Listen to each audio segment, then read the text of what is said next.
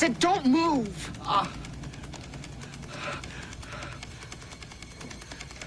Welcome to Taos.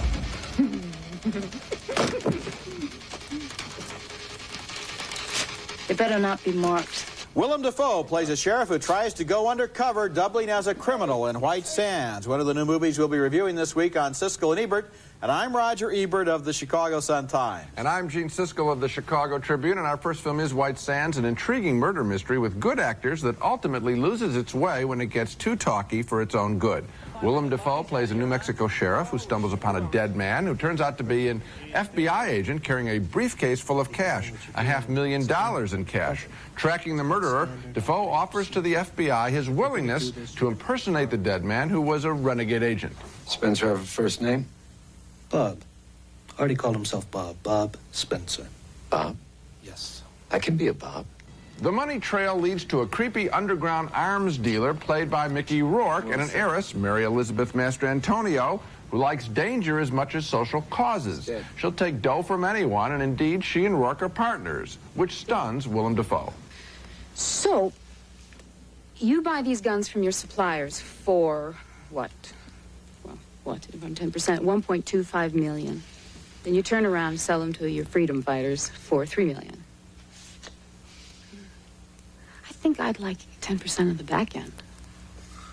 $300,000. Don't you think that's fair, Bob? I don't think you really care whether it's fair or not, but it's nice of you to ask. Dafoe is also startled when Rourke claims that he's a CIA operative and offers a rationale for his gun running. This is the worst part of White Sands, the message within the mystery. How are we going to keep the military-industrial complex chugging forward without clear-cut, scum-sucking evil breathing down our neck? And my job is to make sure the other side keeps on fighting.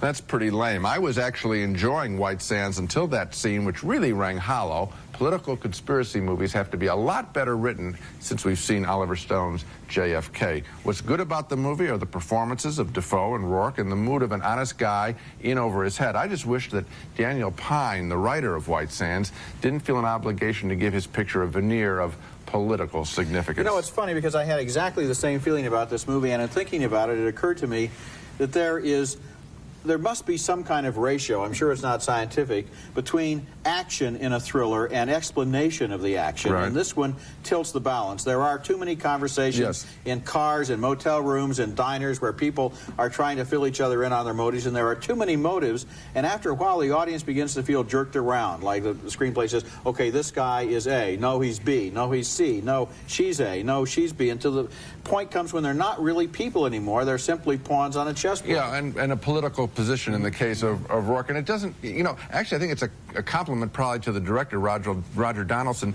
that he's got a narrative going, he's got some force going, he's got some interesting players, and then he lets it run away. Another thing you can praise him and his cinematographer for is that they do a great job of photographing New Mexico. The movie really looks good. Okay, next film, and our next movie is named A Midnight Clear. This is a story that takes place at Christmas time during the late days of World War II.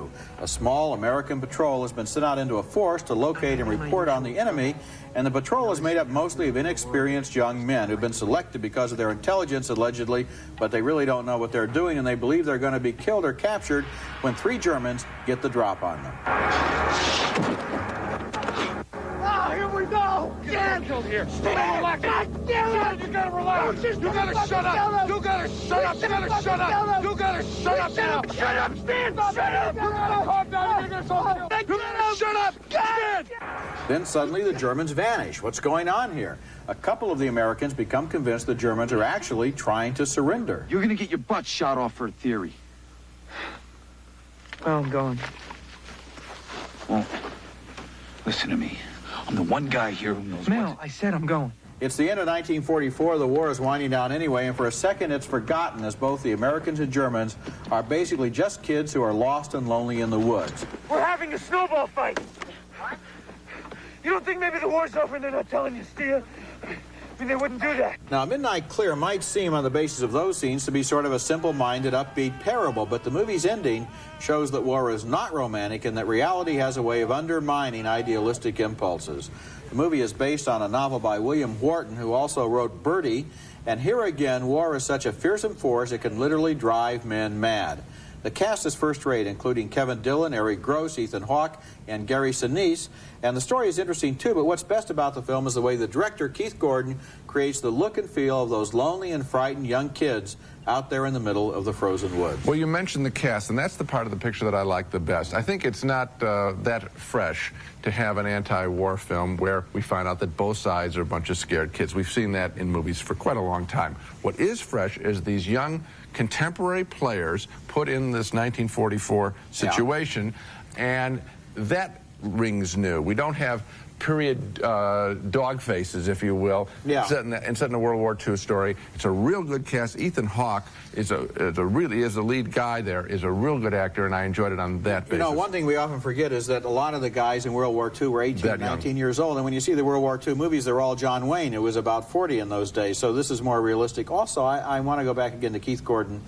Sometimes with photography, music, and everything else, you can create a mood, and I think that he really does a good job of creating that time and place, not making it more than just a setting. It's a real environment. I think for an ensemble group of acting, that's why I recommend the picture. Coming up next, Passed Away, a comedy about a splintered family pulling together at the funeral of their father.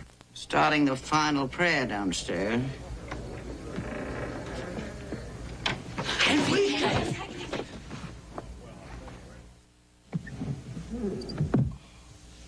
Beautiful. Beautiful. If I must say so myself. Very nice.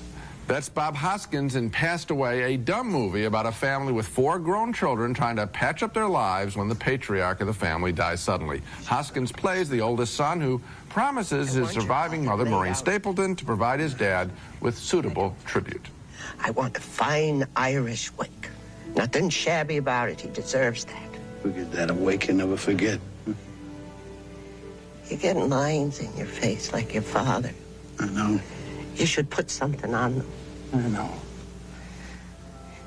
You're my oldest now, Johnny. I've always been your oldest, Mom. And here's a standard scene in a movie about a funeral. The corpse doesn't look right to Hoskins and his dim younger brother, played by William Peterson. Do we have to whisper in here? I don't know. Who is this? This doesn't even look like Dad. It does look a little soft. Soft. It looks like Liberace. During the wake, family members and friends fill the house playing out their one-note characters. Here, Hoskins hides his dad's body, don't ask why, while chasing a pretty young woman, Nancy Travis, who he thinks may have been his dad's mistress. Of course, she isn't. More surprises coming in a moment. Oh, my God, it's my father! Keep it down, will you? I'll put a pillow right under his head. What's going on? What the hell are you doing? You were having sex, weren't you? No! Oh, God. At your father's wake? What is it with this family? Wow! It's okay. Don't panic. I've heard about things like this. It's a muscle reaction. Things like this can happen. Hold on to his legs. I'll hold his shoulders. I'll never have sex again. I swear. Yes, that's Bob Hoskins' rebellious sister, Pamela Reed, having sex with the mortician Peter Riegert during the wake. And if you don't want to know why they were carrying the body in that scene, well, and I love this explanation, Roger, another sister is a politically active nun. She brings an illegal alien to the wake, naturally, and they dress him up as the corpse when some immigration officers come looking for him and naturally wander through the house at will. And it's so ridiculous that I'm stunned that this script called Passed Away was actually approved and actually filmed. You know, as you mentioned, the rebel nun from Latin America bringing the illegal alien all the way to the funeral. How she got him into the country, I don't know. And this could work as a slapstick comedy, maybe, if you just started from the beginning and changed the entire premise of everything. But what's not amazing, serious and make it Monty Python. Yeah, make it Monty Python. What's amazing is here they're switching corpses and partners, and at the same time there are these heartfelt scenes where Bob Hoskins wants to know what his father would have told him about the meaning of life, and meanwhile his wife, played by Blair Brown, looks on benevolently as he has an affair with who he thinks is his father's mistress, and then forgives him, and everything is okay at the end, to the point where you have no idea what mood this movie was trying to establish. None. I think it's trying to clearly establish the mood of, you know, dear old dad and the family pulling together. I want to say something about Bob Hoskins, who I admire tremendously. I think that he is being, he's taking pictures willy-nilly now. This is not, he's too smart to do this project. I was very surprised to find him in this thing. It's not a character worthy of him. It isn't. When we come back, Robin Wright and Aidan Quinn star in the Playboys as love and scandal come to a small Irish town. You're a liar. Huh? You've never been to America in your entire life.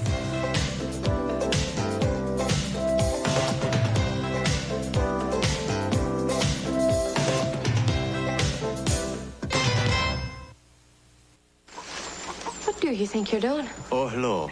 I'm Tom Casey.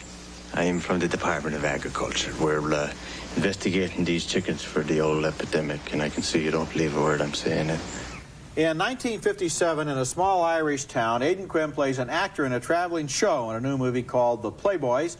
He tries to steal a chicken there from a local woman, but she's not having any of it, and she's an independent spirit, played there by Robin Wright as a young woman who has had a baby out of wedlock and refuses to tell anyone in the village who the father is. One local man who desperately wants to marry her, make her into an honest woman, is the constable, played by Albert Finney. I have no feelings for you. You don't have to love me. I love you. Can't you see? I just need you about the place.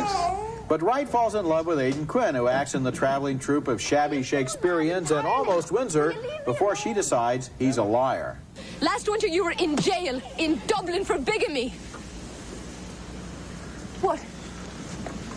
Who told you that? Who do you think? Tom, if you think I'm going to gamble away my future and my baby's future on a chancer like you, you're mad! I picked the wrong man once before. I'm not making the same mistake again. Wait, Tara, wait till I give you the truth of it. It was me brother who committed the bigamy. I just took the blame for him. Why? Well, so he could get back to the wife and the kids. The ones he left behind in America. Tom, you're full of cock and bull. Tara, all you have to do is ask anyone in Dublin. I'm not in Dublin. There was a good deal to like in the Playboys, but also a lot of questions without answers. I liked the way the movie created that provincial, small-minded little Irish village, and I liked the key performances by Wright, Quinn, and Finney. I also like the spirit of Milo O'Shea as the leader of the struggling troupe of actors.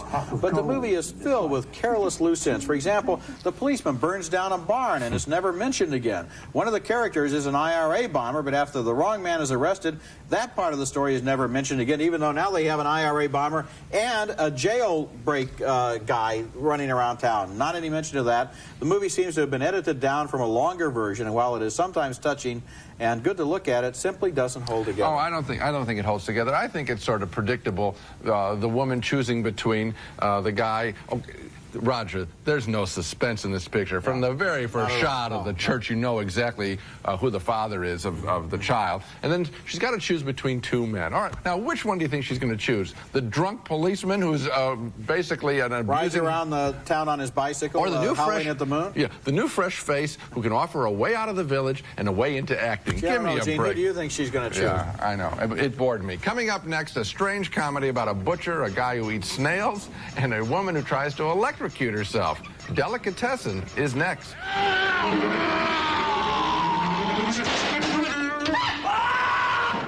Our next movie is a wild new French comedy called Delicatessen, a completely original film that is stronger on whimsy than on meaning. Still, I recommend it. It's set in the future that looks like the past, a bombed-out European building that houses a delicatessen with a butcher who grinds who knows what kinds of meat. Other residents in the building include a man who really loves snails.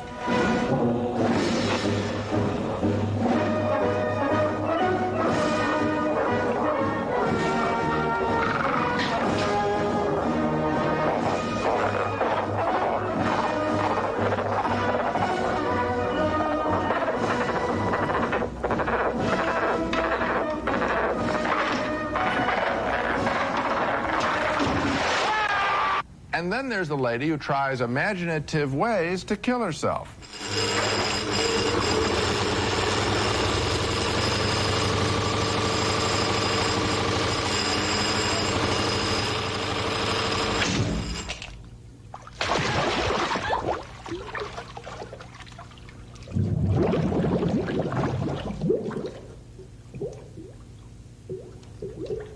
And deep beneath the building, there is a group of fugitive vegetarians that is threatening to turn the world upside down.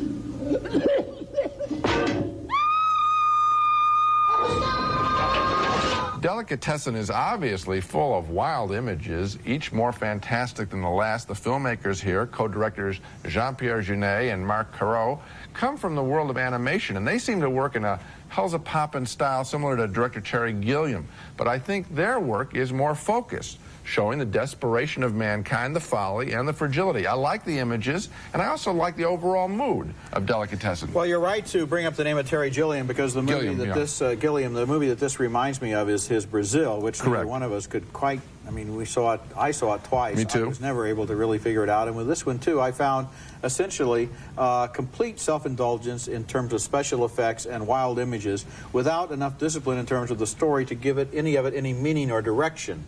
And I have another question. Okay. When you saw it, was the screen so dark it was hard to see? No, I mean, I didn't, it certainly didn't occur to me.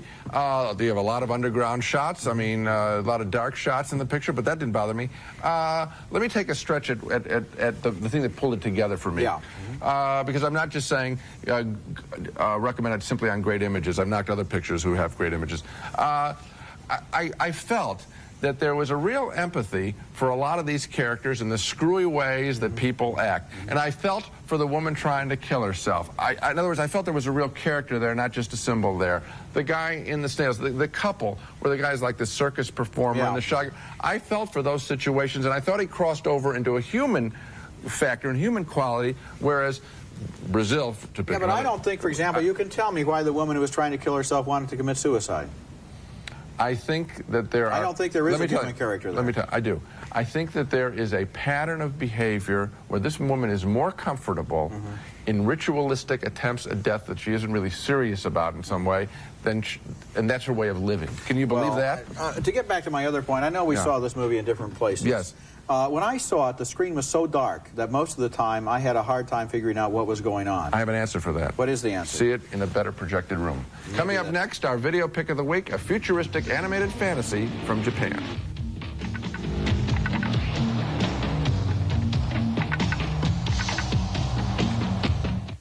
Siskel and Ebert's video pick of the week, brought to you this week by Orville Redenbacher Popcorn. Do one thing and do it better than anyone. There's a boom market in animated features right now, and in this country that usually means family films like Beauty and the Beast.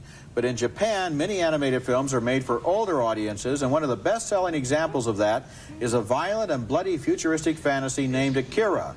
The movie takes place in a post-nuclear Tokyo where street gangs and heavily armed motorcycle riders war for control of the city. This apocalyptic universe is one of violence and sudden death, and the animation and soundtrack sometimes make the movie seem like a high-tech video game. What are you waiting for?